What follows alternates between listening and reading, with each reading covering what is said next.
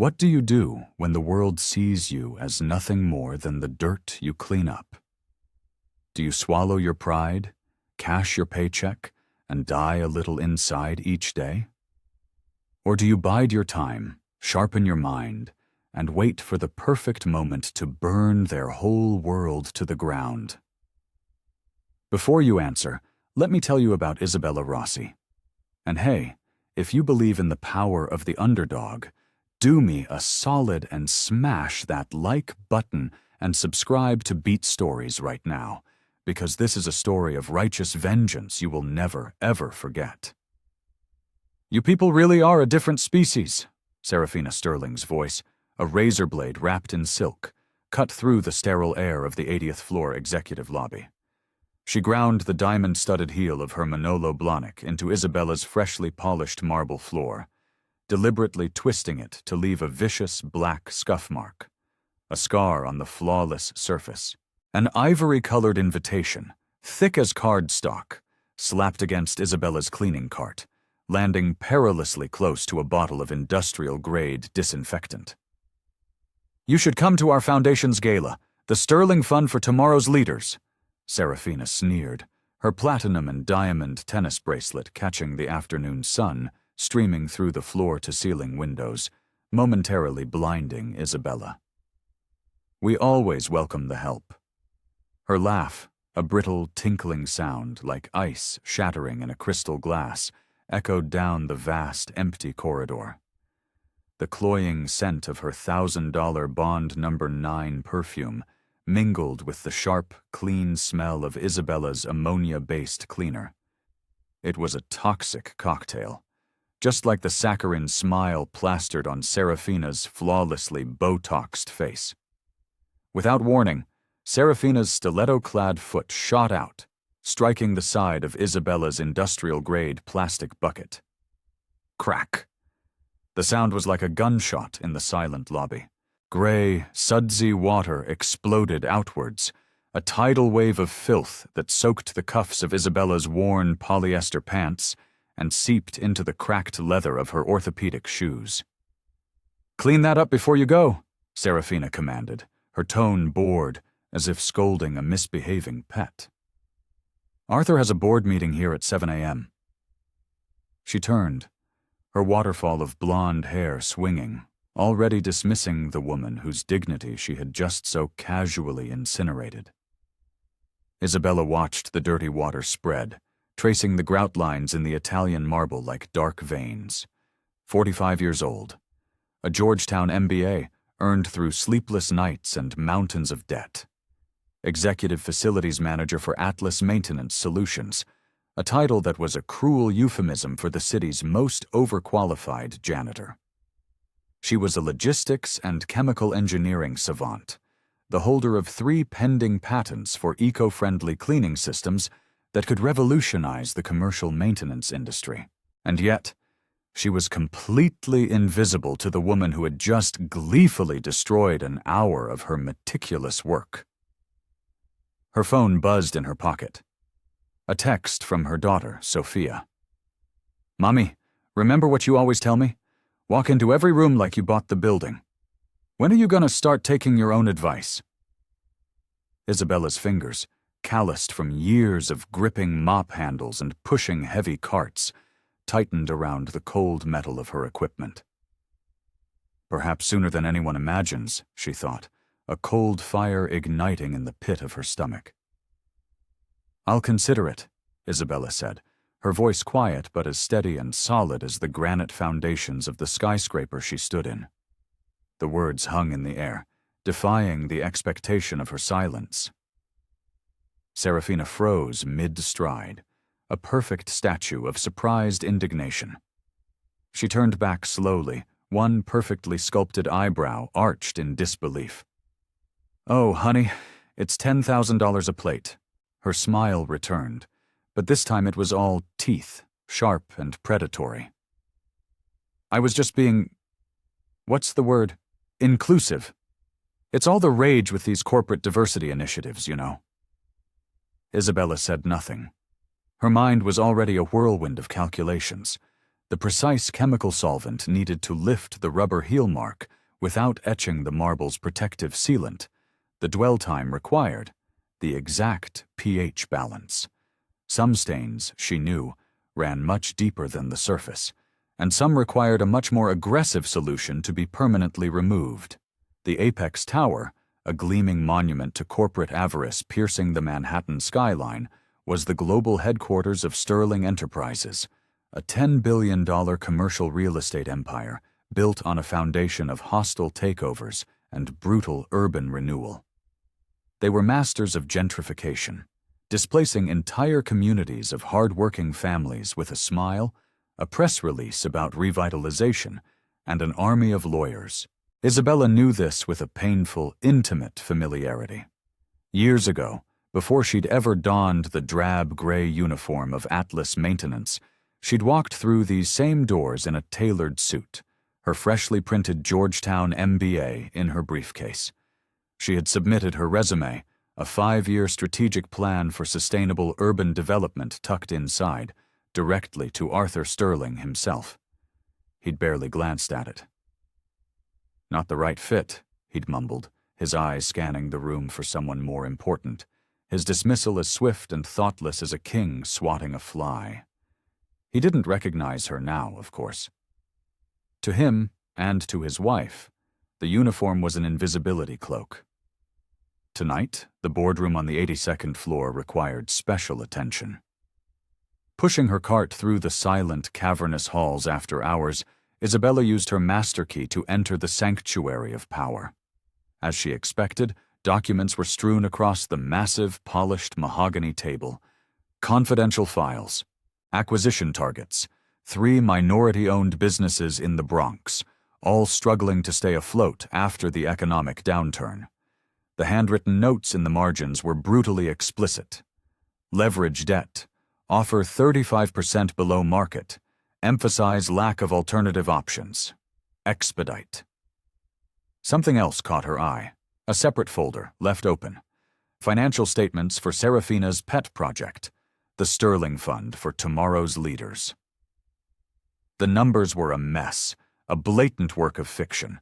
Massive donations flowed in from corporate partners seeking favor with Sterling Enterprises. Minimal distributions flowed out. The vast majority of the funds were funneled into a labyrinth of offshore accounts, all vaguely labeled administrative expenses and consulting fees. Isabella's hands were steady as she quietly pulled out her phone, the cheap burner she kept for emergencies, and began snapping clear, high-resolution photos of every single page. The sound of voices approaching from the hallway sent a jolt of adrenaline through her. With practiced speed, Isabella arranged the papers back into their original chaotic state, adjusted her posture into the deferential, slightly stooped stance expected of the cleaning staff, and began polishing the already gleaming tabletop. Arthur Sterling entered first, a silver-haired titan in a custom-tailored Brioni suit, radiating the unshakable confidence of a man born into power. At 62, he had transformed his father's modest construction company into a global behemoth. Clinging to his arm was Serafina, 22 years his junior, his third wife, her second marriage. "The cleaning woman is still here," Serafina noted, her voice dripping with annoyance, as if Isabella were a piece of trash that had been overlooked. Arthur barely gave her a glance. "Just work around us. We won't be long. Will Isabella remain invisible to these people who build their empires by stepping on the dreams of others? Or has Serafina Sterling, in her casual, thoughtless cruelty, finally targeted the one woman who could bring it all crashing down?" Isabella arrived at the crack of dawn the following Monday to find Miguel Sanchez, the owner of Atlas Maintenance Solutions, pacing anxiously in the service bay. His usual warm smile was gone, replaced by a deep furrow in his brow. "Sterling Enterprises is reviewing all third-party vendor contracts," he said, his voice strained. He ran a hand over his tired face. 40% of our entire business is in this one building, Isa. I can't lose this contract." A cold knot formed in Isabella's stomach. Did they give a reason? Miguel wouldn't meet her eyes. He stared at a crack in the concrete floor. Apparently, there was a complaint about staff conduct, a board member's wife. The knot in her chest tightened into a vice. Serafina, her petty, vindictive revenge for the gala invitation. A power play to remind Isabella of her place. "I'll speak with her," Isabella offered, her voice low. "I'll apologize." "No!" Miguel's voice was sharp, laced with fear. "That's the last thing you should do. Just promise me you'll keep your head down. Please. 20 families are depending on this contract, on us." Isabella thought of her team. Maria, a single mother saving every penny for her son's community college tuition. Abdul, sending money back home to support his entire extended family in Pakistan. Luis, whose wife was battling a mountain of medical bills after a serious illness. They were good, hard-working people. Her people. "I promise," she said, the words tasting like ash in her mouth. Just then, the service elevator doors opened. Eleanor Vance, Sterling's CFO, stepped out, dressed in a severe charcoal pantsuit, her phone pressed to her ear. At 51, Eleanor was the highest-ranking woman in the company, a shark in a male-dominated world, and the only executive who ever made a point to nod at Isabella in the hallways. It was a small gesture, a fleeting acknowledgement of humanity, but it set her apart. "I understand the push for a contract review, Arthur, but slashing costs by hiring a non-union, undocumented workforce creates a massive liability," Eleanor was saying, her voice crisp and authoritative. She stopped when she noticed Miguel. "I'll call you back." Miguel, flustered, introduced himself, extending a trembling hand. Eleanor's handshake was firm, her gaze direct. "Your team does exceptional work, Mr. Sanchez," she said, her eyes flicking briefly to Isabella. "I've particularly noted Ms. Rossi's attention to detail on the executive floors." Miguel beamed with relief. "Isabella is our best. She has an MBA from Georgetown, if you can believe it." Something flickered in Eleanor's cool, appraising expression, a spark of interest. "Is that so?" Later that afternoon, while restocking the executive kitchenette, Isabella overheard Serafina's shrill voice carrying from Arthur's office through the partially open door. "I don't care about liability, Artie. That cleaning woman looked at me with disrespect. She has an attitude problem. Find another service, a cheaper one."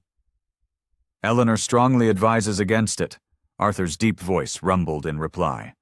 "Something about worker protection laws and potential lawsuits." "Since when do you give a damn what Eleanor Vance thinks?"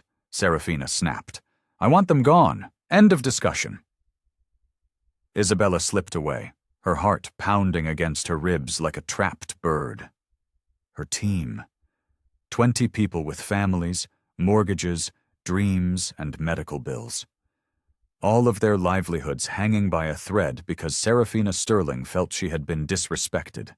The next day, Isabella was quietly mopping the executive lounge floor while Serafina hosted a luncheon for her charity board, a coven of equally wealthy and vapid society wives. Serafina spotted her, and her eyes, the color of a winter sky, narrowed into slits.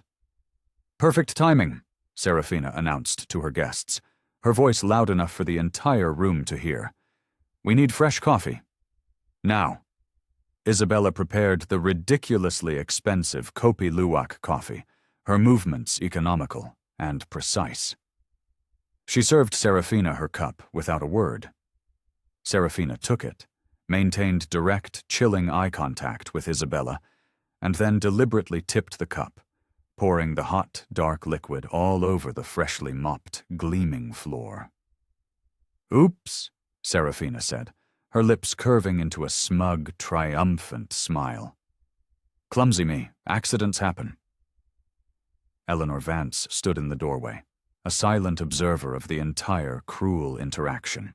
When Serafina and her friends left, cackling as they went, Eleanor approached Isabella, who was already on her knees, blotting the coffee from the floor.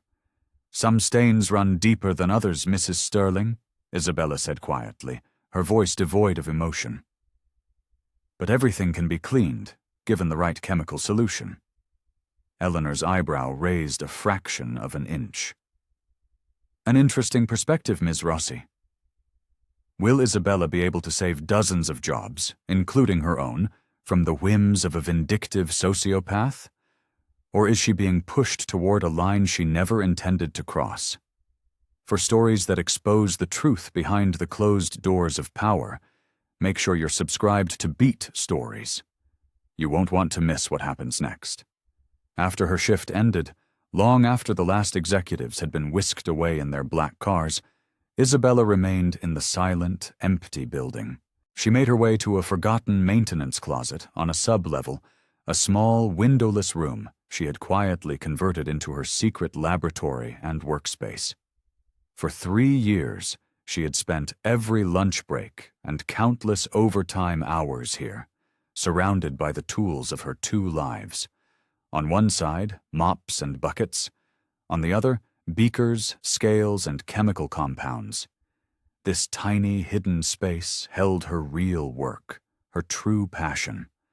3 years of tireless research, developing her patented cleaning system, a revolutionary combination of biodegradable, plant-based solvents and hyper-efficient, water-saving application methods. Independent lab tests had confirmed her results: 45% less water usage, a 65% reduction in chemical waste, and 30% faster completion times than any product currently on the market. This closet held her dreams. Carefully labeled samples, prototype applicator wands, binders filled with meticulous research, complex chemical equations, and detailed business plans. Tomorrow, she had a meeting. A final Hail Mary pitch to a group of potential investors from a small firm, Catalyst Ventures, that specialized in funding minority and women-owned businesses. She'd already been rejected by 5 other firms. Hope, she knew, was a dangerous and fragile thing. The closet door swung open so suddenly it slammed against a rack of supplies. Serafina Sterling stood there, her expression shifting from surprise to a kind of malicious amusement. "Working late, are we?"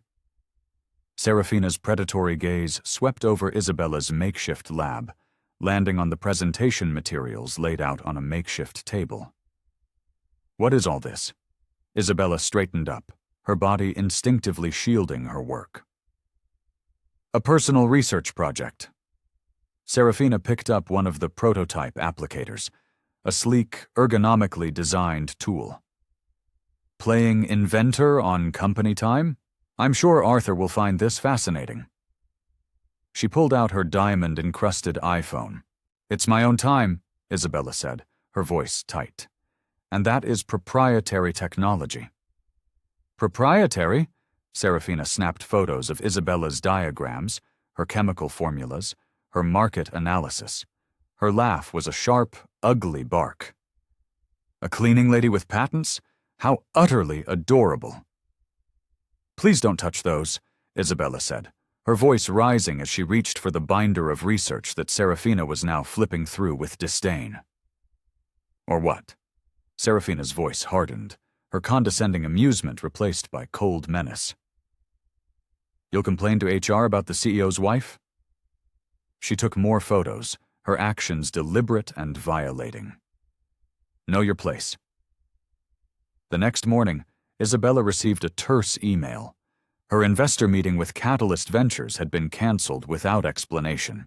By noon, a press release from Sterling Enterprises hit the news wires, announcing a bold new sustainability initiative in commercial cleaning technology, its description eerily, sickeningly similar to Isabella's patented system. The press release featured a glamorous photo of Serafina, who was quoted extensively.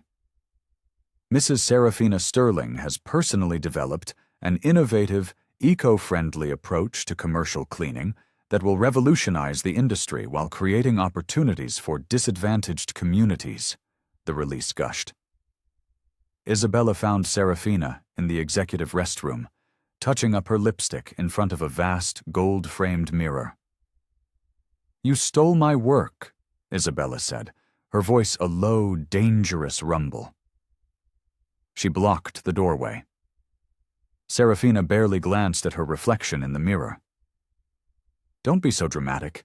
I merely improved upon some very basic concepts that, frankly, anyone could have come up with. I have 3 years of documented research. I have patent applications filed with the United States Patent and Trademark Office. Serafina finally turned, her eyes as cold and dead as a frozen lake. And who do you think they're going to believe? The CEO's philanthropic wife or the cleaning lady who works in his building? No, your place. Isabella's phone, tucked securely in her uniform pocket, was recording everything. The crystal-clear audio of Serafina's confession. You've made a very serious mistake, Isabella said quietly.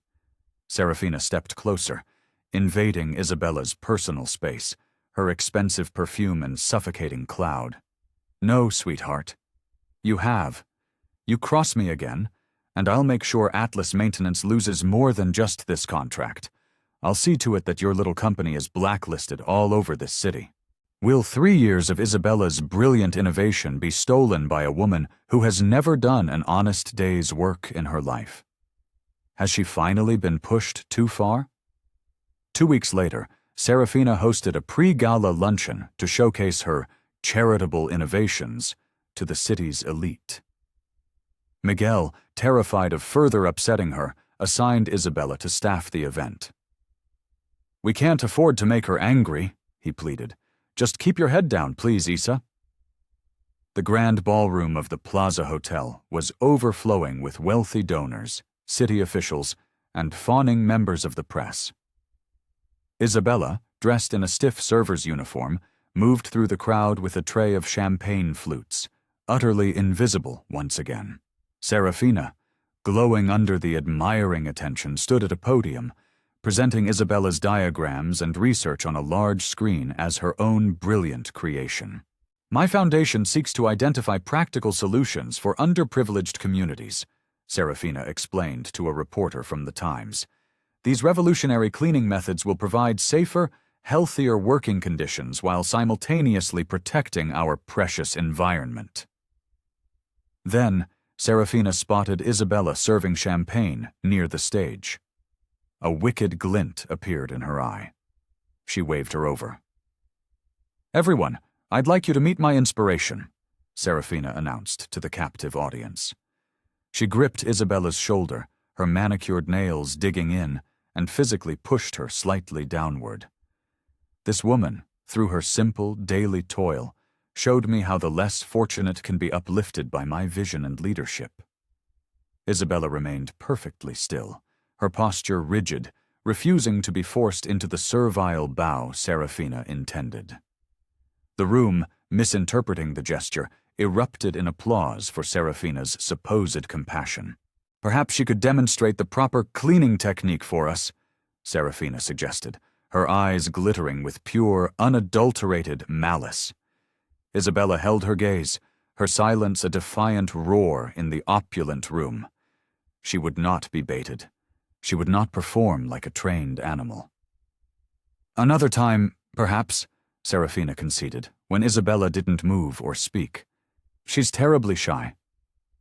Afterward, in the bustling service corridor, Eleanor Vance intercepted Isabella. An interesting presentation, Eleanor said, her tone neutral. Those chemical formulations seemed quite technical for a layperson. Isabella remained silent, her face an unreadable mask. I've seen similar concepts before, Eleanor continued, her eyes searching Isabella's. In patent application databases. Isabella's head snapped up. Eleanor handed her a simple, elegant business card. My private cell number. Call me. Worse. Is this the moment the tide begins to turn? What do you think Eleanor is planning? Drop your theories in the comments below and let's discuss. That evening, Isabella's phone lit up with a text from her daughter, Sophia. Mommy, I got it. The Sterling Enterprises Summer Associate Program.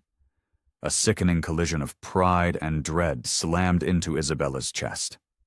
Sophia had worked relentlessly for this. A 4.0 GPA at Columbia, a finance major, a resume packed with achievements. The Sterling internship was one of the most prestigious in the country, a golden ticket that launched careers on Wall Street. But the thought of her brilliant, optimistic daughter entering Serafina Sterling's venomous orbit made Isabella's skin crawl. Before she could formulate a reply, another message arrived. "Why aren't you excited? This is everything we've been working toward." "I am excited, mi amor," Isabella typed back, the lie burning her fingertips. "Let's celebrate tonight." 3 days later, Isabella was cleaning the executive parking garage after hours. A black Range Rover screeched to a halt, its tires protesting inches from her cleaning cart. Serafina emerged, her face a mask of incandescent rage. "Your daughter," she spat, the words dripping with venom. "Sophia Rossi, the new summer associate." Isabella froze, her blood turning to ice. "What about her?" Serafina stalked closer, backing Isabella against a cold, concrete support pillar. "Did you really think I wouldn't find out? That you could plant your little spy in my husband's company?" "She earned that position," Isabella said, her voice shaking with a fury she could barely contain. "She was at the top of her class." "Spare me the sob story," Serafina sneered, her eyes narrowing. "Here is what's going to happen now. You are going to behave. No more ridiculous accusations, no more attitude. You will do your job with a smile on your face, or your very ambitious daughter is going to learn exactly how the world really works for people like you." "Are you threatening my child?" "I'm explaining the consequences," Serafina purred, her triumphant smile returning. Summer associates are evaluated very subjectively. It would be such a shame for such a promising young career to end before it even begins. The Range Rover roared away, its red taillights disappearing into the darkness, leaving Isabella shaking in the echoing silence of the garage. Will Isabella sacrifice her daughter's future to stand up to Serafina's evil, or will she find another way to fight back? Isabella's small apartment in Queens felt like a prison, the walls closing in on her. Spread across her worn dining table was the entire history of her stolen dream. Business plans, patent applications, binders of research, and a stack of rejection letters. 3 years of hope, sacrifice, and bitter disappointment. Her gray Atlas maintenance uniform hung on the back of her bedroom door, a stark contrast to the framed Georgetown MBA diploma hanging on the wall opposite it. 2 worlds. 2 identities that should never have been forced to coexist. This modest 2-bedroom apartment, her home for nearly 2 decades, was a museum of her sacrifices. The couch, a thrift store find from when Sophia was a toddler. The dining table, the site of countless shared meals and late-night homework sessions. The small desk in the corner, where Isabella had written her MBA thesis while her daughter slept, dreaming of a future that now felt like a cruel joke. She buried her face in her hands, the hypocrisy a burning acid in her throat. For years, she had preached strength to Sophia. Stand tall, speak up, never let anyone diminish your worth. All while silently enduring Serafina's daily humiliations, her spirit being ground down into dust.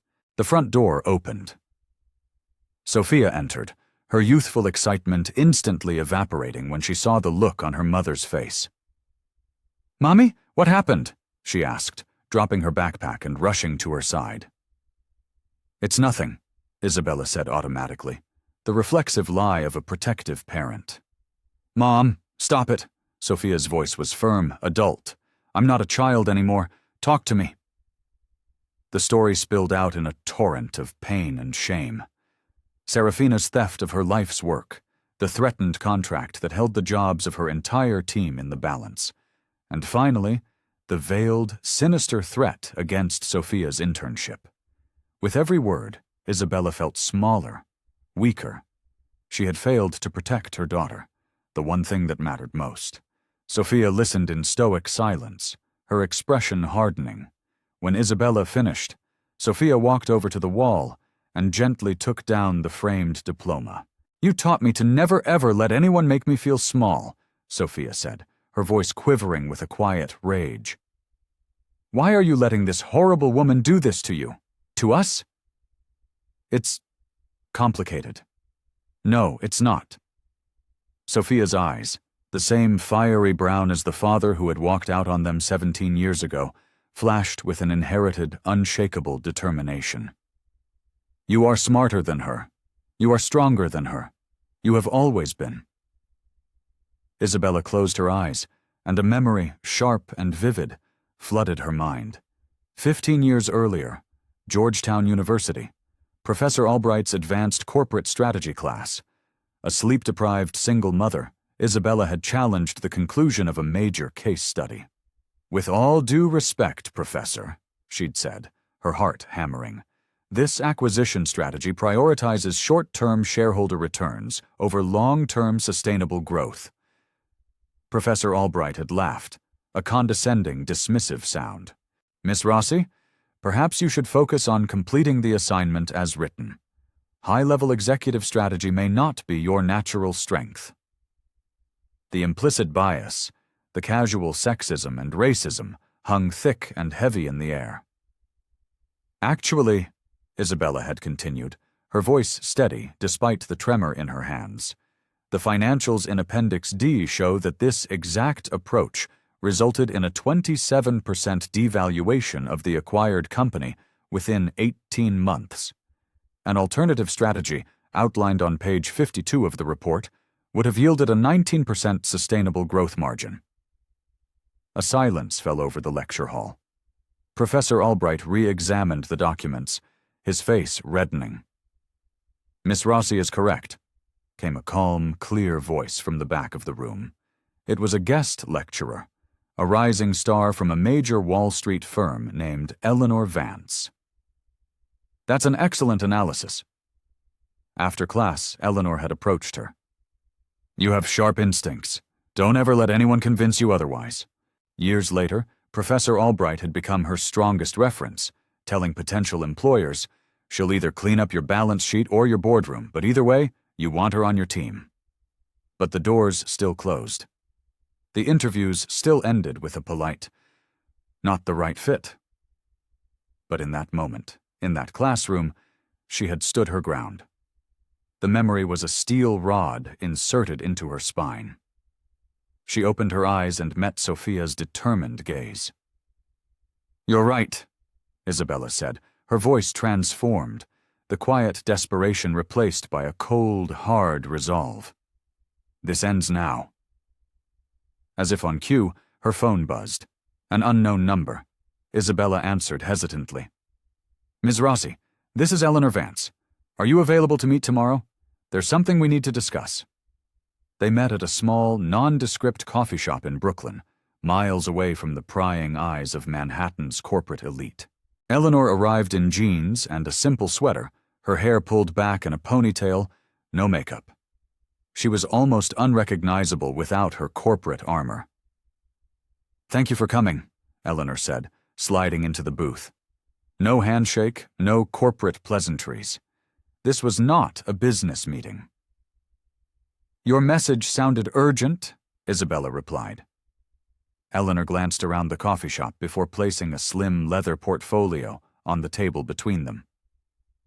"I've been tracking Serafina's activities for months." "Why?" "When the CFO of a $10 billion company identifies 7-figure administrative expenses with absolutely no documentation, it becomes my business," Eleanor said flatly. She opened the portfolio. Her charity is a slush fund, a shell corporation designed for money laundering and tax fraud. Money goes in from corporate donors. Very little comes out for actual charitable work. She slid several documents across the table. Bank statements from offshore accounts, falsified board meeting minutes, forged signatures. Isabella's eyes scanned the evidence. Donor funds were traced directly to personal expenses, Designer clothes, jewelry, a vacation villa in St. Bart's, all disguised as community outreach or administrative costs. "Why are you showing me this?" Isabella asked, her mind racing. "Sometimes the most powerful position in a company is the one nobody pays attention to," Eleanor said, her gaze intense. "You see and hear everything from where you stand, don't you, Isabella?" Isabella studied Eleanor's face, searching for the angle, the hidden motive. "What do you want from me?" "Evidence I can't access," Eleanor stated. "Conversations I'm not privy to. Board meetings where I am conveniently excluded. The things people say when they think the help isn't listening. You want me to spy for you?" "I want justice." Eleanor's voice hardened. "Arthur is running what could be an ethical, profitable company into the ground with his arrogance. Serafina is stealing millions of dollars intended for educational programs for underprivileged kids. And now, they are stealing your intellectual property." Isabella's head snapped up. "How did you—" "I review every new corporate initiative. When I saw the press release, I recognized your formulations immediately from the patent database. I've been following your applications." Eleanor leaned forward, her voice dropping to a conspiratorial whisper. "Show me." Hesitantly, Isabella pulled out her phone and opened the password-protected files containing her patent applications. Eleanor examined them, her eyes widening as she scrolled through the pages of complex formulas and systems diagrams. "This is brilliant," she murmured. "Not just the chemical innovations, but the integrated systems approach, the logistics. My God!" She looked up, a slow, dangerous smile spreading across her face. "They think we're invisible, Isabella, and that mistake is about to become very, very expensive for them." "I've been fighting this battle alone for years," Isabella said, the weight of that struggle evident in her voice. "Why should I trust you now?" Eleanor was silent for a long moment. 15 years ago, Georgetown University, Professor Albright's corporate strategy class." Isabella's breath caught in her throat. "That was you?" "I never forgot the student who stood her ground, even when the entire establishment was trying to silence her," Eleanor said. "I've watched your career from afar, always wondering why someone with your talent never reached her potential. Now I understand who was blocking your path." "What exactly are you proposing?" "A partnership. A corporate takeover from the inside out. You provide me with the final pieces of evidence I need to expose the fraud. I, in turn, will protect your daughter's position and ensure that your patents and the profits from them remain yours." Eleanor held Isabella's gaze, her expression deadly serious. "And together, we take back this company from the corrupt, incompetent people who don't deserve to run it." That night, Isabella made a series of calls. First to her lawyer, a young, hungry attorney who had helped with her patent applications pro bono because he believed in her vision. Then, to former classmates from Georgetown, now in mid-level corporate positions. Finally, to other Sterling Enterprises executives who she knew had been sidelined, disrespected, or targeted by Serafina. Patterns emerged. Alliances formed. A strategy, intricate and audacious, began to take shape. The following weekend, Isabella and Sophia visited a designer consignment boutique in Soho. The owner, a former Sterling VP who'd been forced out after Serafina took a disliking to her, helped Isabella select a gown for the gala. It was elegant, understated, and powerful. A midnight blue silk that commanded attention without screaming for it. "You're really going through with this?" Sophia asked, her voice a mixture of fear and awe as her mother tried on the dress. Isabella met her daughter's reflection in the mirror. "I am." Sophia adjusted the shoulder of the gown, a proud smile blooming on her face. "Walk in like you already own the company, Mom." How does a cleaning lady, armed with only the truth and a brilliant mind, outmaneuver people who have spent their entire lives rigging the game in their favor? The answer is coming. The grand ballroom of the Waldorf Astoria glittered, a veritable galaxy of New York City's elite. Crystal chandeliers, each the size of a small car, cast a warm, golden light over tables laden with orchids and silver candelabras. A string quartet played Vivaldi near the entrance, where Serafina Sterling, resplendent in a fiery red custom Oscar de la Renta gown, greeted her guests. At $10,000 a plate, the event had raised over $3 million for the fraudulent Sterling Fund for tomorrow's leaders. Politicians, hedge fund billionaires, and real estate moguls mingled, their air kisses and feigned laughter a carefully choreographed ballet of power and influence. Arthur Sterling stood nearby, a bored Roman emperor, more concerned with cornering a potential investor than with his wife's social triumph. The company's board members were clustered in strategic corners, their champagne flutes masking hushed, high-stakes business discussions. Eleanor Vance arrived alone, a sleek black panther in a sea of peacocks. She acknowledged Serafina with a nod so brief it was almost an insult, before moving purposefully into the room. Serafina's smile tightened at the slight, but her attention was quickly diverted by the arrival of a senator. At precisely 8:17 p.m., 17 minutes after the event's official start time, the grand ballroom doors opened one last time. Isabella Rossi stepped through. A hush rippled outward from the entrance, a wave of silence that extinguished conversations in its path. The string quartet faltered, a single violin note hanging in the air, questioning and uncertain. She wore the midnight blue gown. It draped over her frame as if it had been woven for her, subtle silver threading catching the light with every confident step.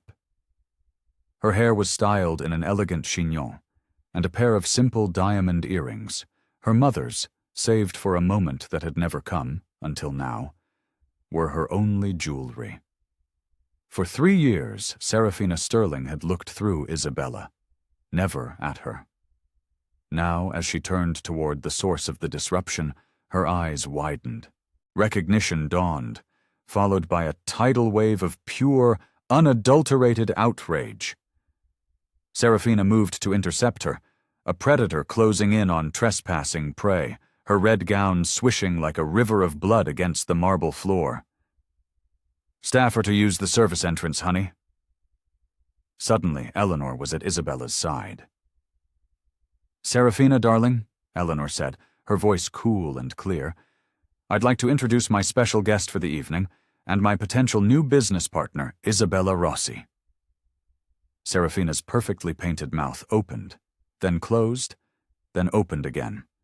She was speechless. She's the cleaning lady." "Tonight," Isabella said, meeting Serafina's furious gaze without flinching, her voice resonating with a power that turned heads nearby. "I'm not here to clean up your mess. I'm here to collect what I'm owed." Isabella, with Eleanor at her side, moved past the stunned, sputtering Serafina and into the heart of the ballroom. Conversations resumed, but they were now hushed whispers, and every eye in the room followed her progress. "Who is she?"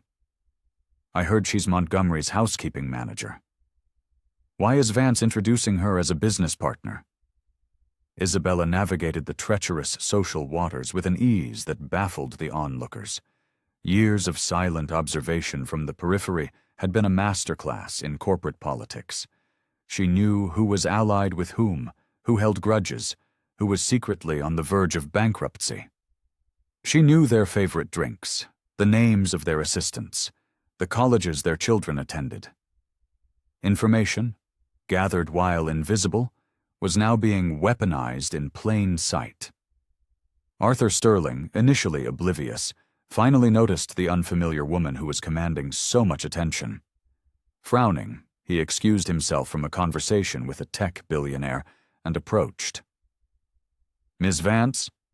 He nodded curtly to Eleanor, then turned his practiced reptilian charm on Isabella. He extended a hand. "I don't believe we've had the pleasure. I'm Arthur Sterling." "Oh, we've met, Mr. Sterling. Several times, Isabella replied, her handshake firm, her poise unshakable. Confusion flickered across his face. Have we? You do look vaguely familiar. I've cleaned your office every night for the last 3 years, Isabella said, her voice carrying to the curious onlookers nearby.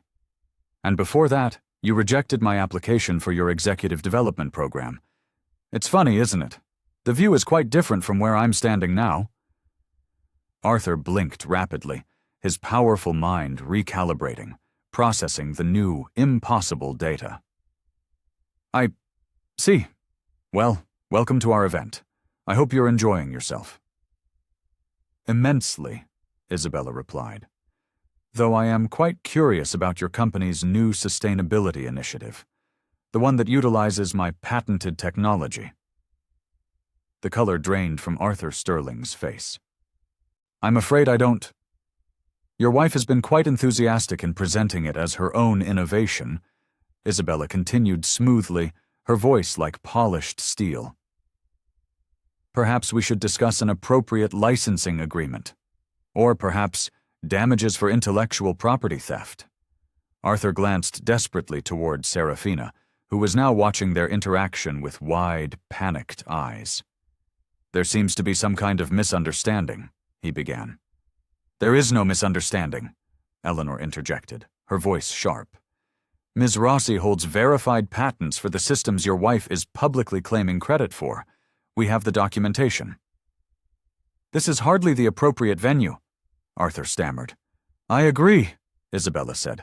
A federal courtroom might be more suitable.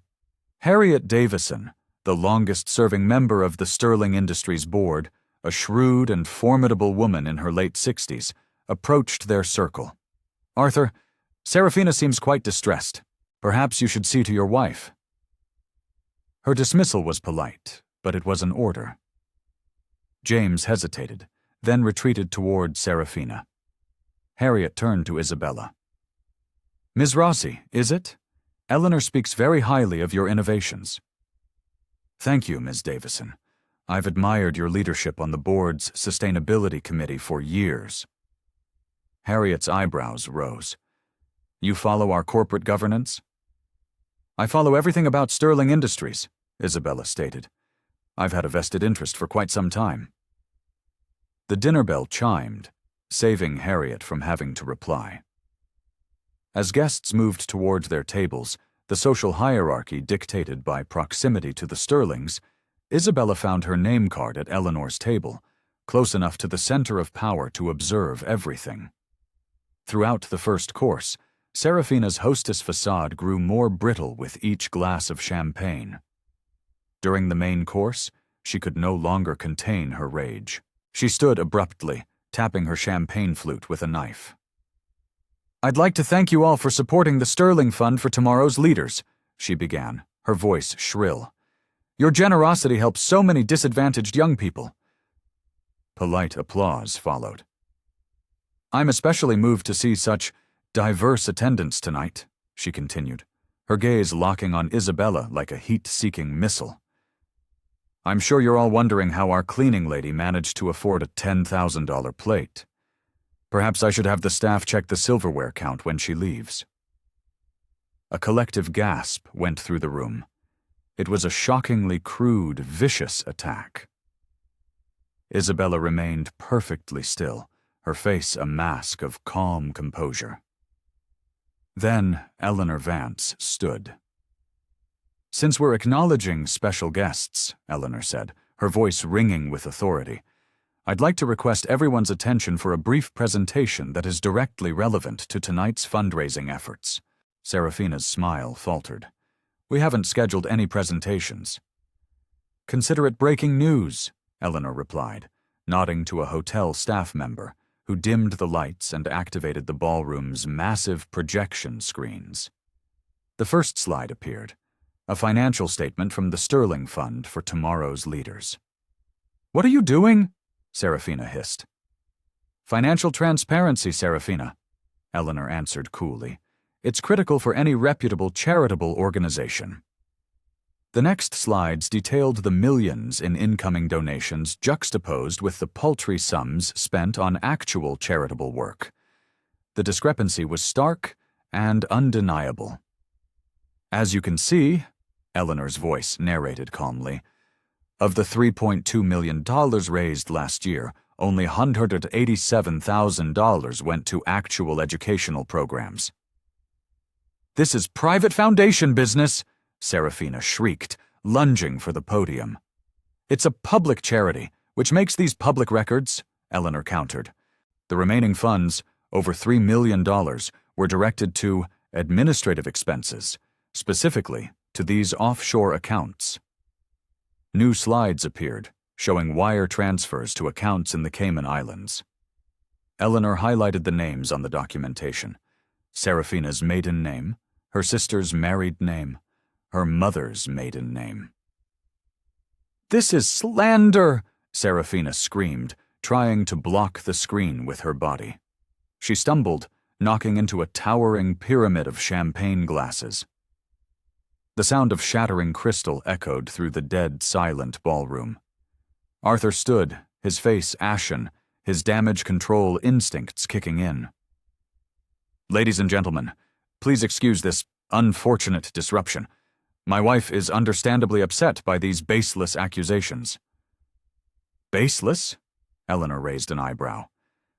"The SEC and the IRS received our full report this afternoon, Mr. Sterling, as did the major donors in this room." A wave of murmurs swept the ballroom. Several prominent donors stood and began making discreet, hasty exits. "This is clearly a misunderstanding," Arthur insisted, desperation seeping into his voice. "The foundation is entirely separate from Sterling Industries. The company bears no responsibility for an interesting legal position," Isabella said, rising slowly from her seat. All eyes in the room turned to her. "Especially considering your company's recent press release announcing an innovative new cleaning technology developed by your wife's foundation." Arthur Sterling froze. "Would you like to see the original patent applications for that technology?" Isabella asked, her voice calm and powerful, carrying to every corner of the hushed room. "Filed 3 years ago, under my name, along with the audio recording of your wife admitting to the theft." "That's absurd," Arthur scoffed, though his face told a different story. "You're a cleaning lady." "Howers. I am a Georgetown University MBA graduate with 3 pending patents," Isabella corrected him. "And I've had some very interesting preliminary conversations with your 2 biggest competitors, Apex Holdings and West Ridge Development, about licensing my technology. They seemed quite impressed." The expressions on the faces of the board members at the head table shifted from dismissive curiosity to cold, hard calculation. "But that's not all," Isabella continued, pressing her advantage. "My second patent covers a revolutionary sustainable building maintenance system. A system that would reduce Sterling Industries' annual operational costs by an estimated 38%. Based on your current portfolio, that's a savings of roughly $52 million. Per year." She paused, letting the number hang in the air, a beautiful multi-million-dollar sword. "You see, you all thought I was beneath your notice because I cleaned up your messes, and that's why you never saw me building something that could either save your company or help your competitors destroy it." The power dynamic in the room had irrevocably, seismically shifted. Where minutes before Isabella had been an intruder, a freak show, she was now the most powerful person in the room. "Do something!" Serafina hissed at Arthur, her face flushed with rage and utter humiliation. Arthur straightened his tie, the entrepreneur's mind already calculating new angles, new scenarios, cutting his losses. "Perhaps we should discuss this privately, Ms. Rossi." "No more private discussions," Isabella replied firmly. "No more backroom deals. Here are my terms." She held up one finger. "First, a significant minority ownership stake in Sterling Industries, 15%, reflecting the immediate value my technologies bring to your portfolio. A second finger.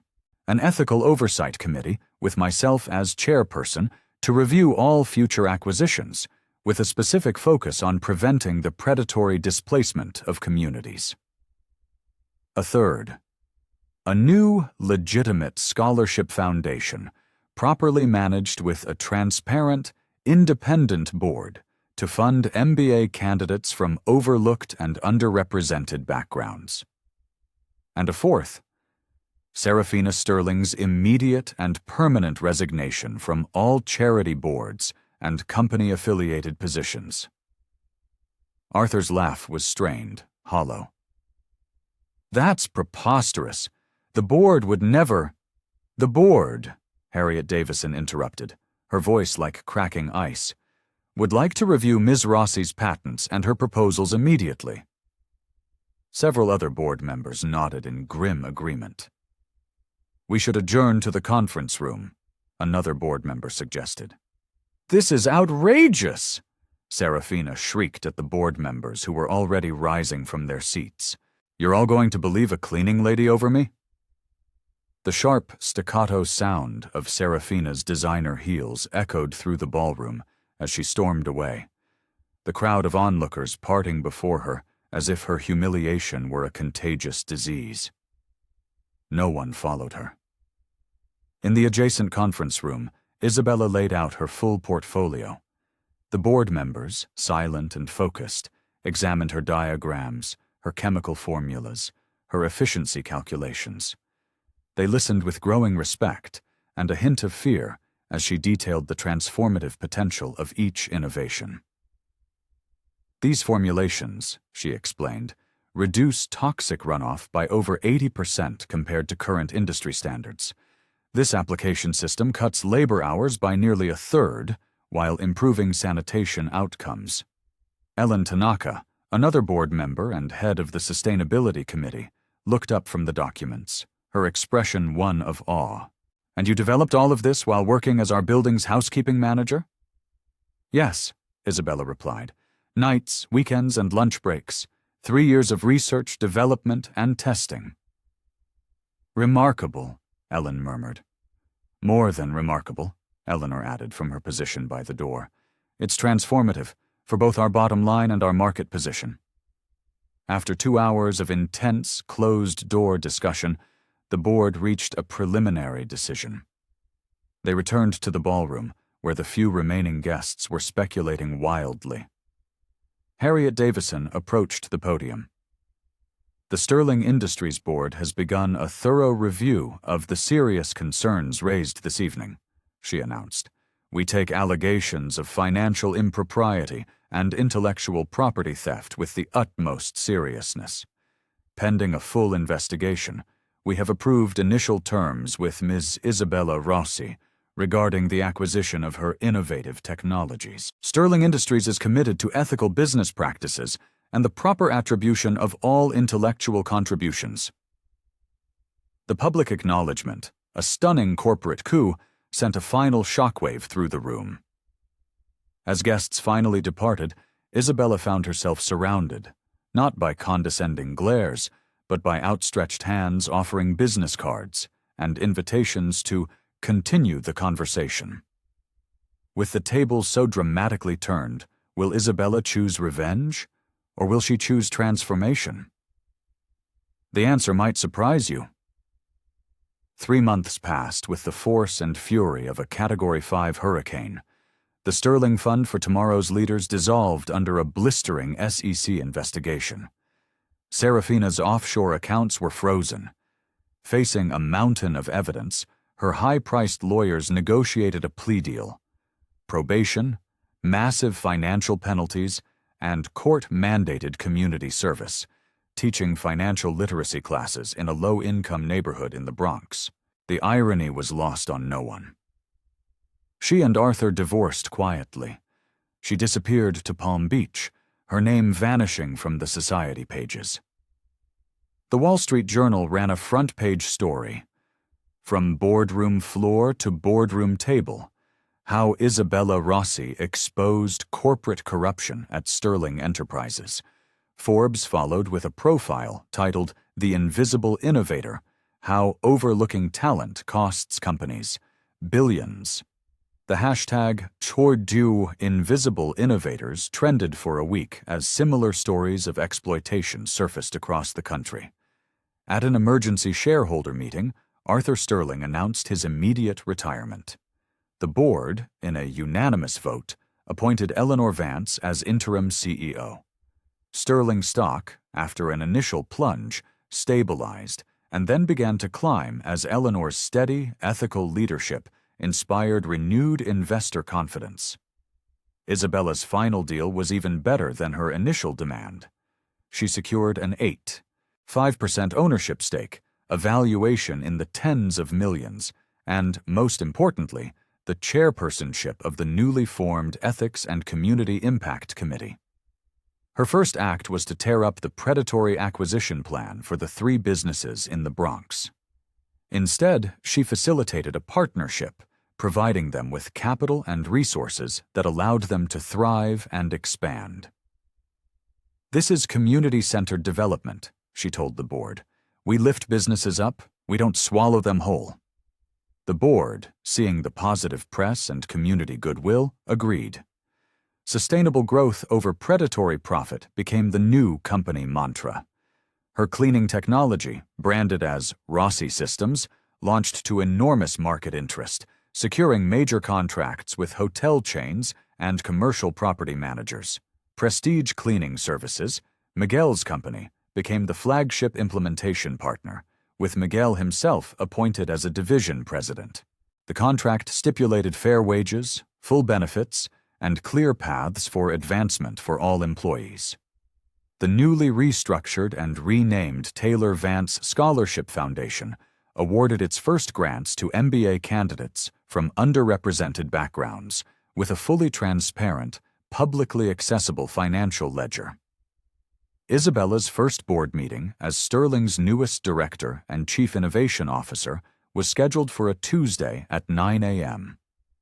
She arrived at 8:15, entering through the gleaming main lobby for the first time as an executive.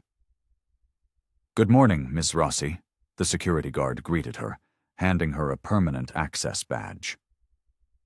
The elevator ascended directly to the 82nd floor. The doors opened onto the reception area where she had once emptied trash cans. Her office, formerly Arthur Sterling's sprawling corner suite, waited at the end of the hall, her name already etched in a simple, elegant plaque on the door. Inside, she found Eleanor reviewing documents at the massive conference table. "Ready for this?"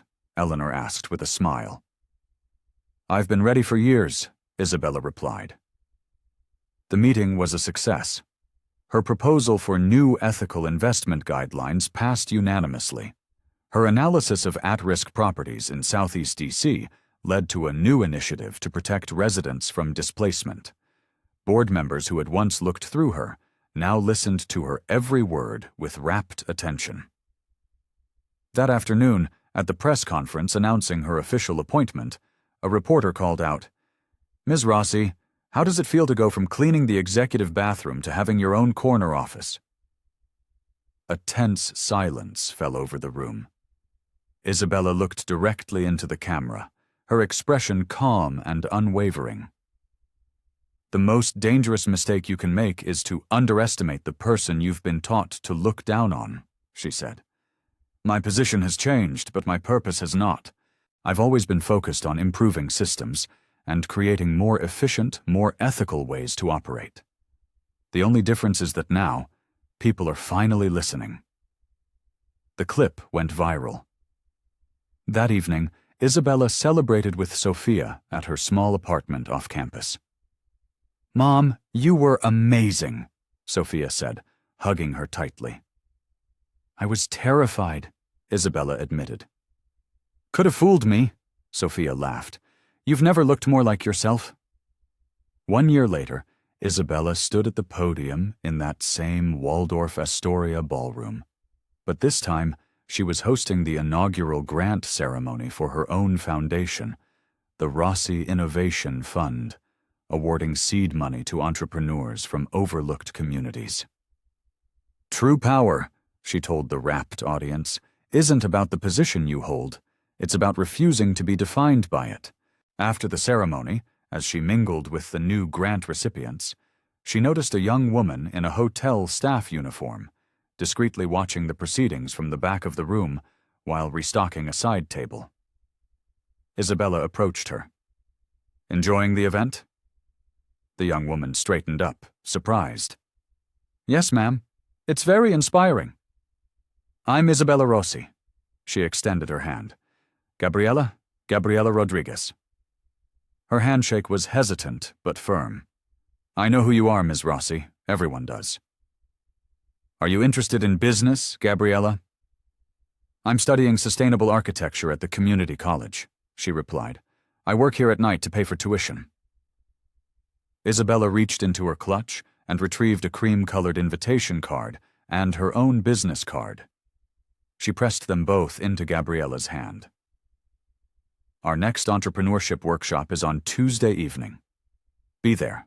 Your ideas matter. Your current position is temporary, but your potential is permanent. Gabriela stared at the cards, overwhelmed. I couldn't possibly. I said those exact same words once, Isabella interrupted gently. I was wrong. And so are you. Later that night, Isabella returned to her office at Sterling Tower. The cleaning crew nodded respectfully as she passed. She paused by a framed photograph of the tower under construction, straightening it instinctively, a small smile playing on her lips. She stood at the floor-to-ceiling windows, looking out at the glittering tapestry of the New York skyline. 3 years ago, she had cleaned the fingerprints off this very glass, invisible to the masters of the universe on the other side. Now, her own reflection looked back at her. The woman she had always been, finally seen, not just by the world, but by herself. Did this story move you? The journey from invisible to unstoppable is a battle many of us fight every single day. Here at Beat Stories, we bring you powerful narratives that prove the resilience of the human spirit. Stories like Isabella's remind us that our dignity can't be taken away, only surrendered, and that sometimes the most powerful person in the room is the one nobody notices, until it's too late. If you connected with this story of quiet strength and righteous justice, hit that like button to help more people discover it. Subscribe to Beat Stories for weekly content that showcases the overlooked heroes rising up against impossible odds. Tag someone in the comments who deserves to be seen for their true potential, not just their current position. And tell us, what was the most powerful moment in this story for you? At Beat Stories, we believe every voice matters and every story has power. One story can awaken a generation. One moment of clarity can shatter years of silence. If this made you think, if this made you feel, hit subscribe. We're just getting started.